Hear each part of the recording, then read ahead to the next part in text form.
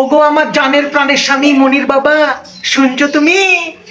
হ্যাঁ বলে ফেলো, শুনছি। ওগো আমার কিছু জিনিসের প্রয়োজন, বুঝলা?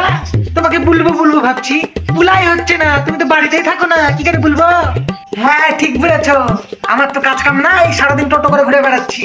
রাগ করছো কেন মনির বাবা? তোমাকে কি আমি রাগ করার কোনো কথা বলেছি? তাই রাগ করবো কেন? তুমি রাগ করার কোনো কথা বলেছো নাকি? আচ্ছা বাদ দাও তো, আমার কিছু জিনিস লাগবে। কি? ছেলে মেয়ের আমার জন্য 5 সেট জামা, বিছানার চাদর, শক্ত একটা খাট, washing machine, fridge, TV, AC, air cooler, ছেলের জন্য মোবাইল ফোন, ল্যাপটপ, মেয়ের জন্য শাড়ি, গহনা, এগুলো দিলেই হবে। ও আচ্ছা, সেক্ষেত্রে আমারও কিছু জিনিস লাগবে। কি?